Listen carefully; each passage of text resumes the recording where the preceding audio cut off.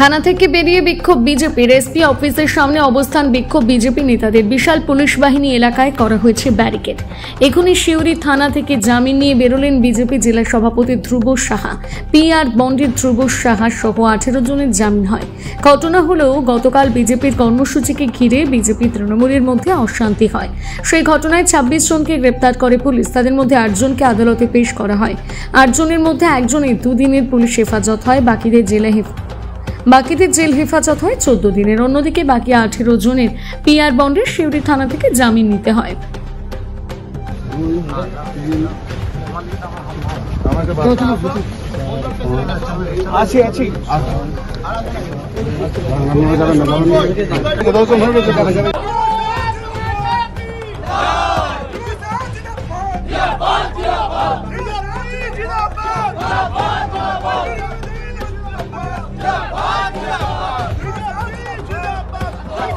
আমরা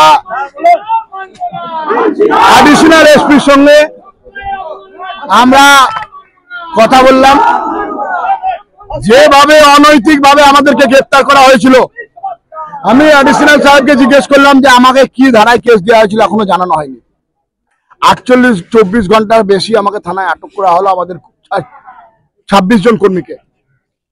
বললেন যে আপনাদের কাগজ দিব, কি করা হয়েছে। আর আমরা যে লিখিত 3খানা কমপ্লেন দিয়েছি, সেই কমপ্লেন অনুযায়ী যে অভিযুক্তরা আছে তাদের স্পেসিফিক আমরা অভিযোগ করেছি, যাদের বিরুদ্ধে তাদেরকে গ্রেফতার করতে হবে, তাদের বিরুদ্ধে প্রপার অ্যাকশন নিতে হবে। আমরা পুলিশকে 48 ঘন্টা টাইম দিয়েছি। উনি বলেছেন ইনভেস্টিগেশন করে আমরা আইনগত যা ব্যবস্থা নেওয়ার নিব। যদি আইনগত ব্যবস্থা ঠিকঠাক না নেয়, আমরা আগামী সময় বৃহত্তর আন্দোলনে যেতে বাধ্য হব। সেই কেসের কাগজ এখনো পাইনি।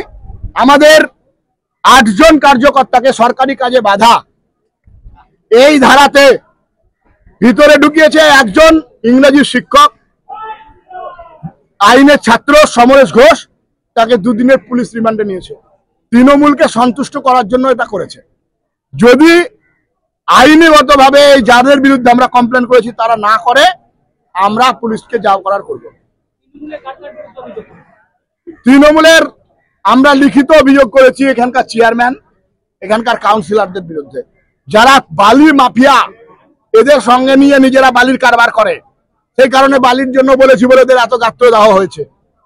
আজকে তিলপাড়া ব্রিজে 30 কোটি টাকা লুট হয়েছে, এরাই ভাগ খেয়েছে, তাই এদের এত রাগ।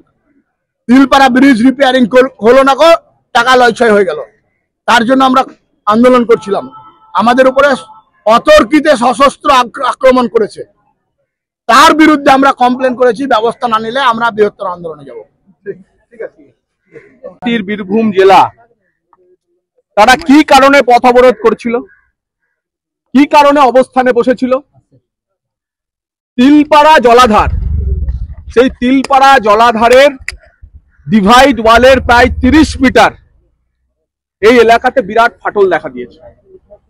তার কারণ ডিভাইড ওয়ালের নিচের যে ভিত বা ফাউন্ডেশন, সেই ফাউন্ডেশনের সিট ওয়ালের উপর যে বালি বা বোল্ডারের যে ভিত ছিল, অবৈধ বালি খননের জন্য ডাউনস্ট্রিমে 200, 300, 400 মিটারের মধ্যে অবৈধ বালি খননের জন্য রিভার ফ্লোর রেট্রোগেশন হচ্ছে।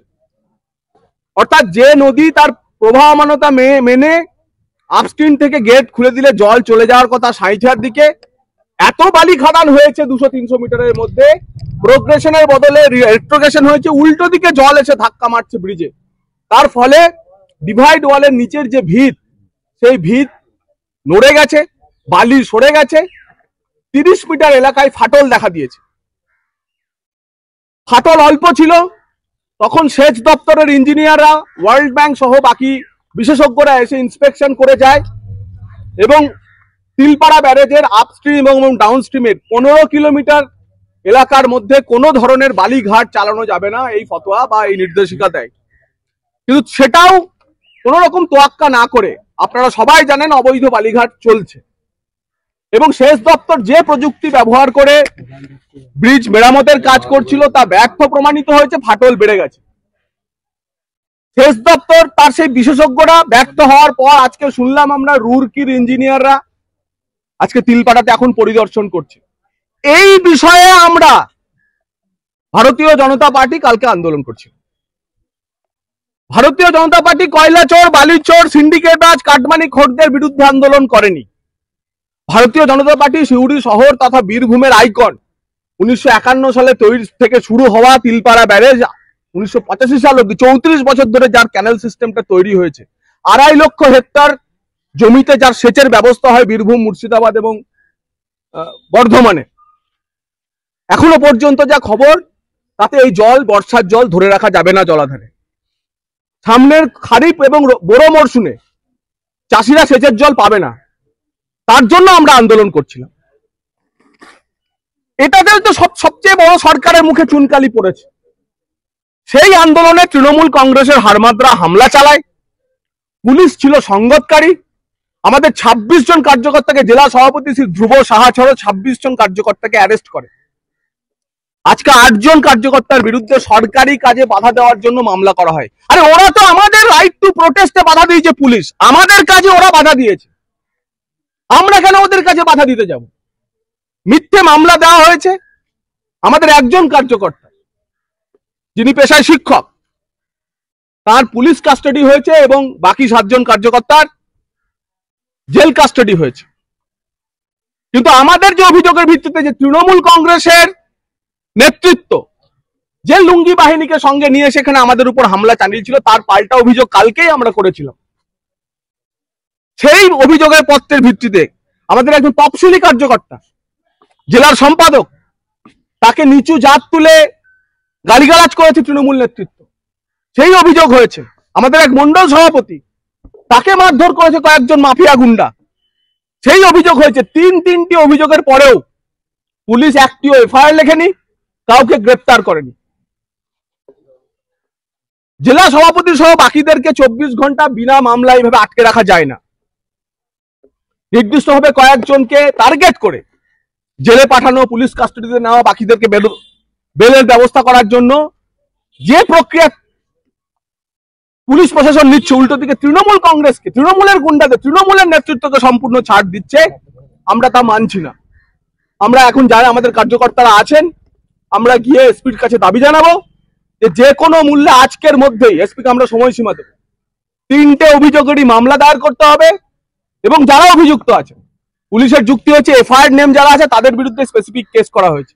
আমাদের অভিযোগগুলিতেও এফআইআর নেমে স্পেসিফিক কেস করার মতো জায়গা আছে, আমরাও স্পেসিফিক নাম দিয়ে কেস করেছি। তাদের প্রত্যেককে গ্রেফতার করতে হবে। একই সংবিধান, একই আইপিসি, একই বিএনএস, আর ভিন্ন প্রয়োগ আমরা হতে দিতে পারি না। সেজন্য আমরা যাচ্ছি এখন পুলিশ সুপারের কাছে, আমরা অবস্থান করব, বিক্ষোভ করব এবং যদি পুলিশ সুপার আমাদের সঙ্গে দেখা করে আশ্বাস না দেয়, আমরা এখন এসপি অফিস ঘেরাও করব।